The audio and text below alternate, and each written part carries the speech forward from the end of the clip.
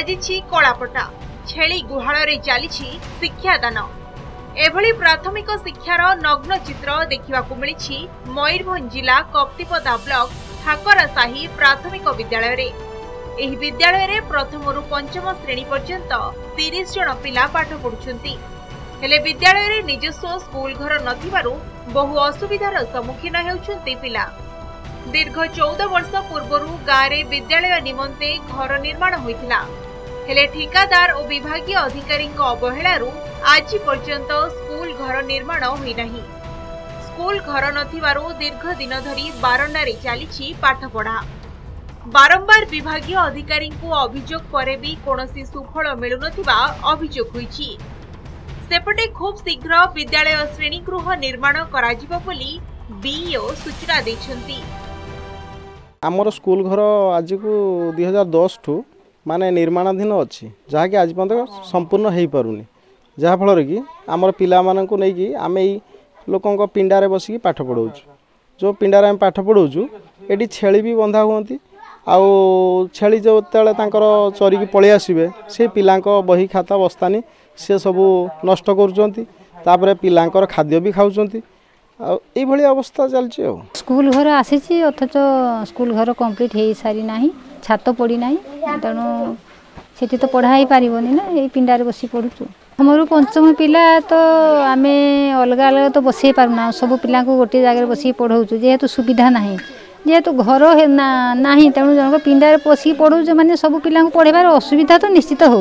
विद्यालय छात पढ़ी पार ना तो से आम रिपेयर मेंटेनेंस 3 लाख टंका ग्रांट दिखाई जोटा कि पंचायत राज डिपार्टमेंट करवा कथा सी वर्षा जनित रास्ता घाट असुविधा जो से बोधे माल परिवहन में कौन असुविधा होती तो मुझे सहित जहाँ कथा है जानी कि वर्षा छाड़िया पर से स्कूल काम से यथाशीघ्र संपूर्ण करेंगे बोली प्रतिश्रुति दौरान।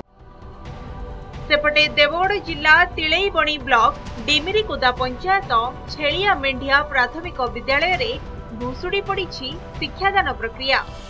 विद्यालय श्रेणीगृह विपदपूर्ण थिबारु गाँव कम्युनिटी सेंटर रे चली पाठ पढ़ा।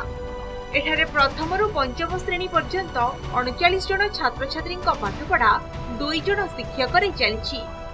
विद्यालय श्रेणीगृह नथिबारु बाधा प्राप्त हेउछि शिक्षादान प्रक्रिया। सेहीपरि विद्यालय रे नूतन श्रेणीगृह पई कोठा निर्माण होइथिले सुद्धा ताहा ए पर्यंत सरी पारि नाही। फलरे असंतोष प्रकाश करिसंती ग्रामवासी। सेपटे खूब शीघ्र पिलांक समस्यार समाधान कराजिबो बोली ब्लॉक शिक्षा अधिकारी कहिसंती। सीमेंट गुड़ा तो लोक पड़ुछि छुआ मन रूप से असुविधा जोगुरु इसको जो छुआर कमिटी सेंटर रे पड़ुछंती हे गलान 5-6 मास आउ जो कलेक्टर पाकू भी जाइथिलु से भी कहले 15-20 दिन भीतर देखबा आउ डीओ भी कहले आउ बीडीओ भी को सार को भी देथिलु से भी मते कहले एमटी हे गलान 6-7 मास से आम स्कूलटा गोटे विपदपूर्ण ये अच्छी माने डैमेज होकरी माने टेला टेला पड़ुछि सीमेंट गुड़ाक तेणु आम से भयभीत होकरी कम्युनिटी सेंटर रे पाठ पढ़ुछु। 5 मास हेलानी एठी बसिक पाठ पढ़ुछु। यही बाबद आमको आम नजर को आसी एवं ये बाबद डीओ को रिपोर्ट दे दी से कलेक्टर सार को जन दी यापर कलेक्टर सार जहाँ कहे से अनुसार ये काम हम।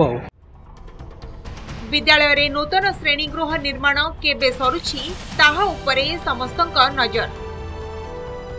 उदलारू शशिकांत मिश्रଙ୍କ सहित देवगढ़ ब्रिजेश रंजन साहू रिपोर्ट नंदीघोष टीवी।